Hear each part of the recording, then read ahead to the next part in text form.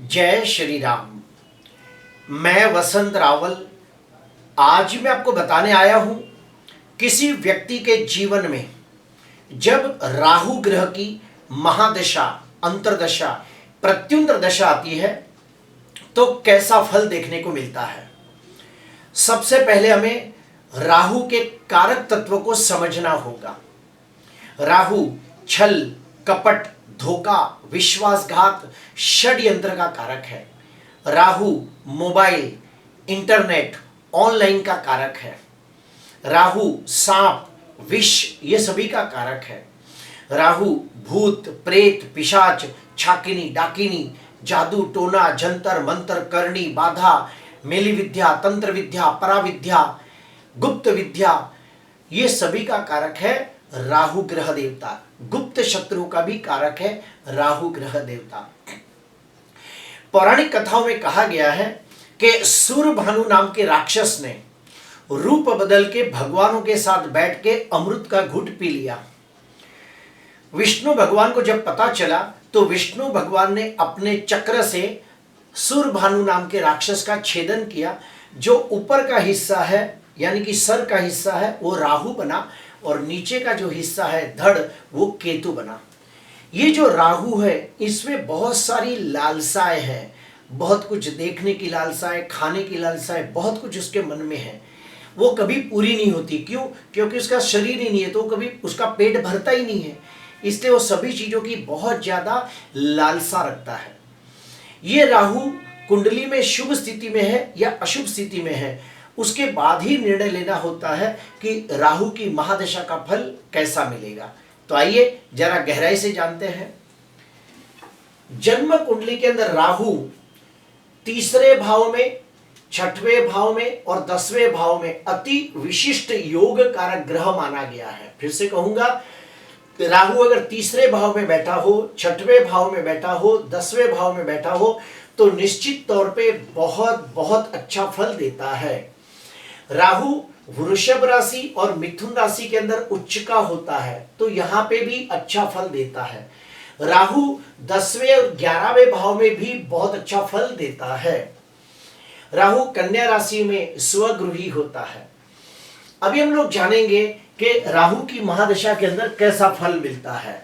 तो सबसे पहले मैं आपको बता दूं कि ज्योतिष शास्त्र के अंदर जो मोबाइल है, इंटरनेट है, ऑनलाइन है, सोशल मीडिया है, ये सभी का कारक राहु ग्रह देवता है।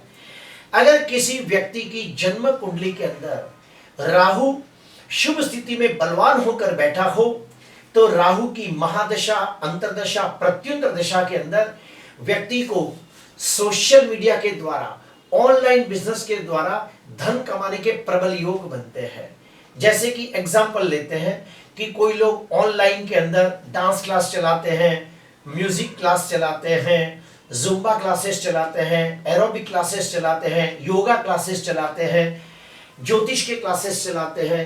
तो ऐसा कोई भी क्लासेस अगर ऑनलाइन चलाया जाए तो उन्हें राहु की महादशा के अंदर बहुत अच्छा फायदा देखने को मिलता है। अगर राहु कुंडली में शुभ स्थिति में बलवान हो और राहु की महादशा, अंतर्दशा चल रही हो तो ऐसा व्यक्ति अगर YouTube के ऊपर वीडियो अपलोड करे तो भी उसे बहुत फायदा होता है। फेसबुक के ऊपर वीडियो अपलोड करे, इंस्टाग्राम के ऊपर वीडियो अपलोड करे तो भी उसे बहुत ही नेम और फेम प्राप्त होता है और धन की भी प्राप्ति होती है।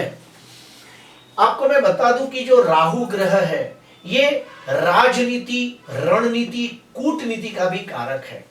अगर जन्म कुंडली के अंदर राहु शुभ स्थिति में बलवान होकर बैठा हो और राहु की महादशा, अंतर्दशा, प्रत्युंतर दशा आ जाए तो ऐसे व्यक्ति कम मेहनत के द्वारा लेकिन अपनी चालाकाई, चतुराई के द्वारा जुगाड़ लगाकर कोई भी प्रकार की रणनीति, कूटनीति का इस्तेमाल करके व्यक्ति कम समय के अंदर बहुत अच्छा धन कमा सकता है। राहु इलीगल बिजनेस का भी कारक है।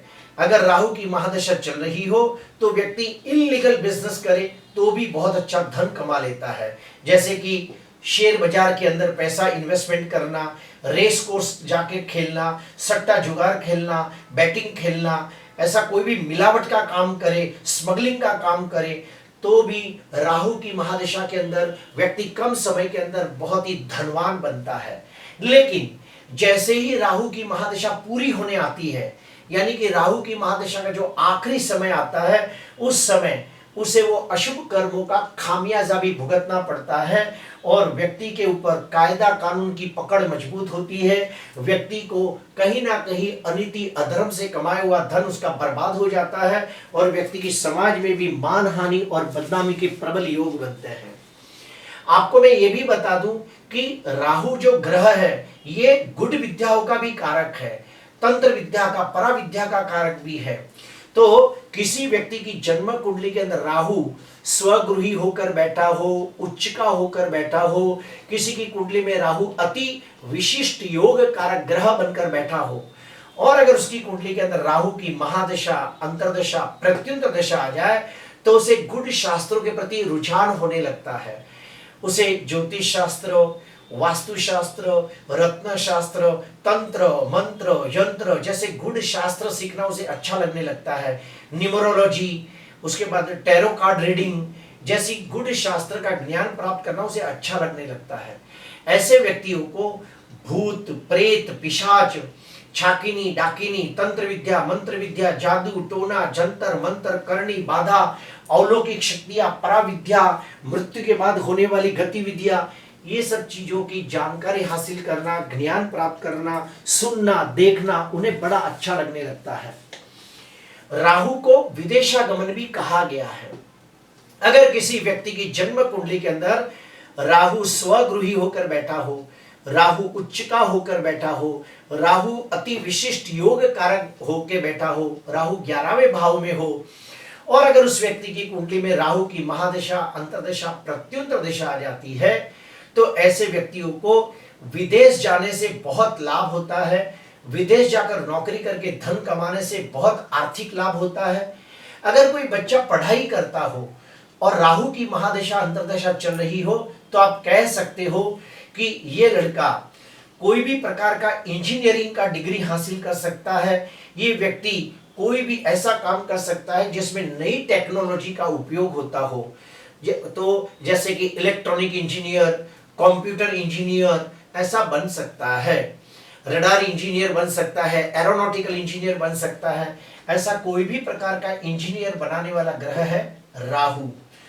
अगर राहु की महादशा, अंतरदशा चल रही हो तो व्यक्ति इंपोर्ट एक्सपोर्ट का बिजनेस भी करे तो उसे बड़ा लाभ होता है, यानी विदेश की चीजें मंगाना या फिर अपनी इंडिया की चीजें विदेश भेजना, ऐसा कोई भी इंपोर्ट एक्सपोर्ट का बिजनेस करे तो भी राहु की महादशा के अंदर बहुत अच्छा लाभ होते देखा गया है। राहु की महादशा, अंतरदशा के अंदर ये भी आप कर सकते हो कि भले आप इंडिया में रहो लेकिन इंडिया में रहते हुए आप ऑनलाइन कोई ऐसा काम करो कि जिसके अंदर विदेश से लगता कोई काम हो यानी कि विदेश की कंपनियों से आप डील कर सकते हो तो भी आपको बहुत लाभ देखने को मिलता है। राहु राजनीति, रणनीति, कूटनीति का भी कारक है। अगर किसी व्यक्ति की कुंडली के अंदर राहु स्वगृही हो, राहु उच्चका हो, अति विशिष्ट योग कारक हो, राहु शुभ स्थिति में बलवान हो और राहु की महादशा, अंतरदशा आ जाए तो ऐसे व्यक्ति को राजनीति के क्षेत्र में जाने से बहुत अच्छी सफलता मिलती है। वो एक अच्छा पॉलिटिशियन बन सकता है और अगर वो व्यक्ति उस समय कोई चुनाव लड़े या इलेक्शन लड़े तो उसके अंदर निश्चित तौर पे उसे सफलता मिलती है। जैसे कि लोकसभा का चुनाव हो, विधानसभा का चुनाव हो, नगर पालिका का इलेक्शन हो और उसके अंदर वो इलेक्शन लड़े तो निश्चित तौर पे उसे सफलता प्राप्त हो सकती है। अभी हम जानेंगे अशुभ के बारे में।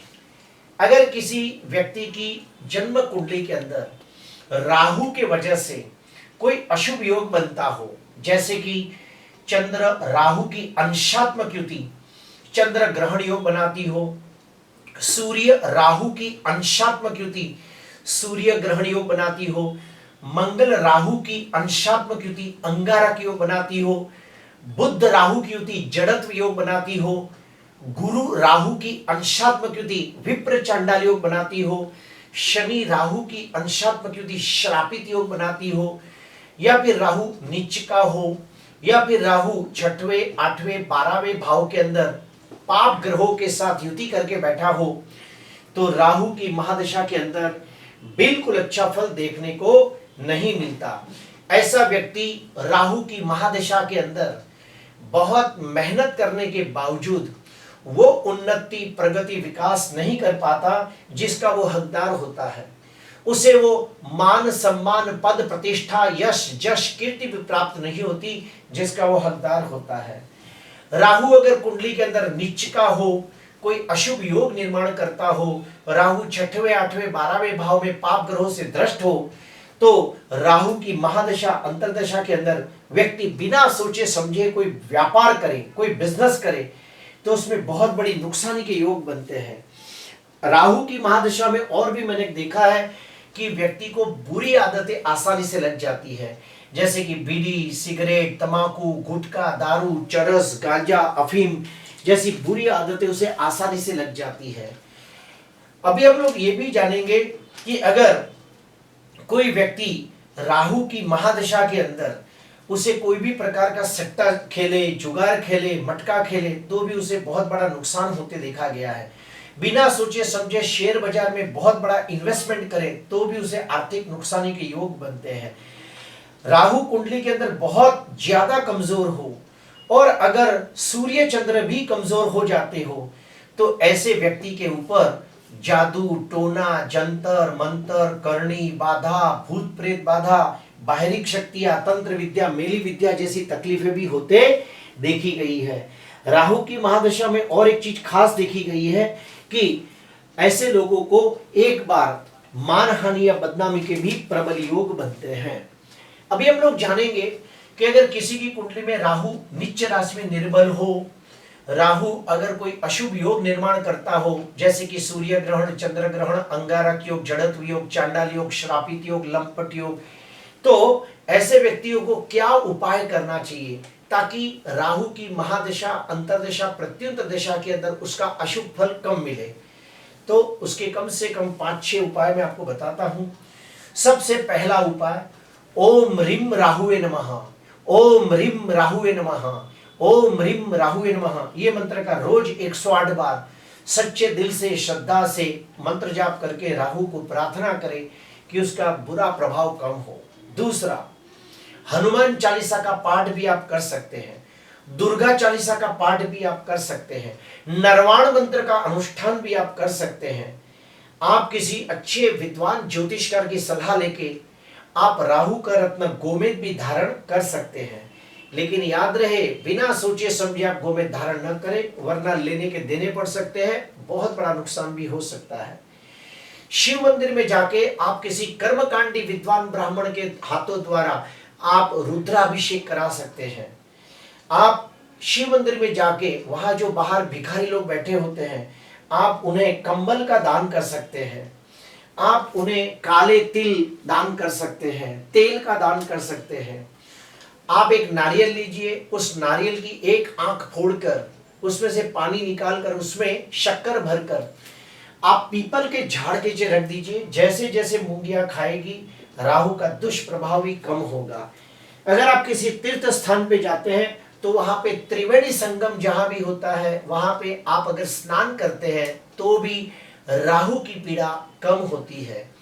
राहु की पीड़ा कम करने का और भी एक तरीका है, आप किसी तीर्थ में जाकर आप काल सर्प शांति पूजा कर सकते हो। आप तीर्थ में जाकर नारायण नागबली, त्रिपिंडी श्राद्ध नाम की पूजाएं भी कर सकते हो, तो आपको बहुत लाभ होता है।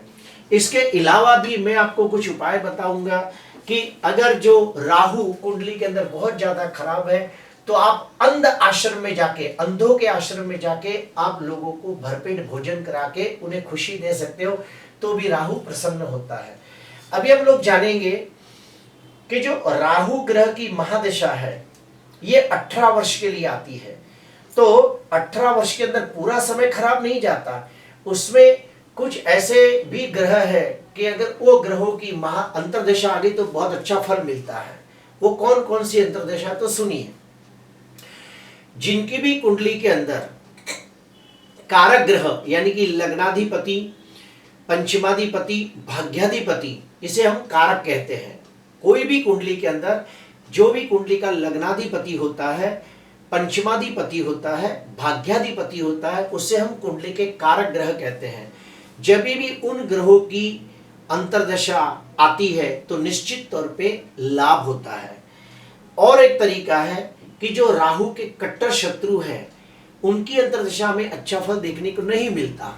जैसे कि राहु के कट्टर शत्रु कौन है, तो सूर्य है, चंद्र है, मंगल है, केतु है, गुरु है, ये सब उसके कट्टर शत्रु है। अगर ये ग्रह कुंडली में अच्छी स्थिति में न हो तो राहु की महादशा में इन ग्रहों की अंतर्दशा में बिल्कुल अच्छा फल देखने को नहीं मिलता। और जो भी ग्रह पाप ग्रह शुभ स्थिति में बलवान हो, जैसे कि शनि बलवान हो, तो राहु की महादशा के अंदर शनि की अंतर्दशा का फल अच्छा देखने को मिलता है, बुध की अंतर्दशा का फल अच्छा देखने को मिलता है।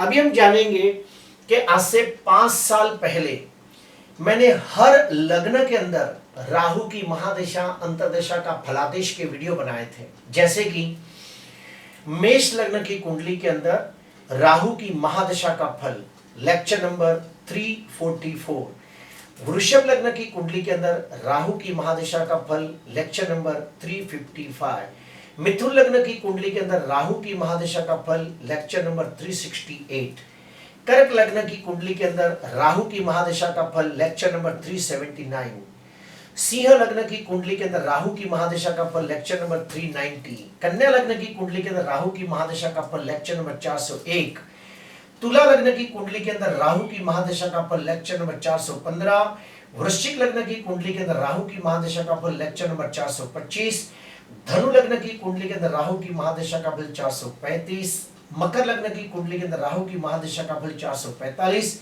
कुंभ लग्न की कुंडली के अंदर राहु की महादशा का फल 455 और मीन लग्न की कुंडली के अंदर राहु की महादशा का फल 465।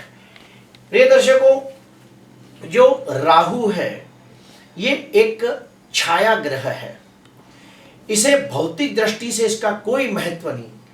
आप आकाश के अंदर 7 ग्रहों को देख सकते हो, सूर्य, चंद्र, मंगल, बुध, गुरु, शुक्र और शनि, ये 7 ग्रह को आप आकाश में आप देख सकते हो।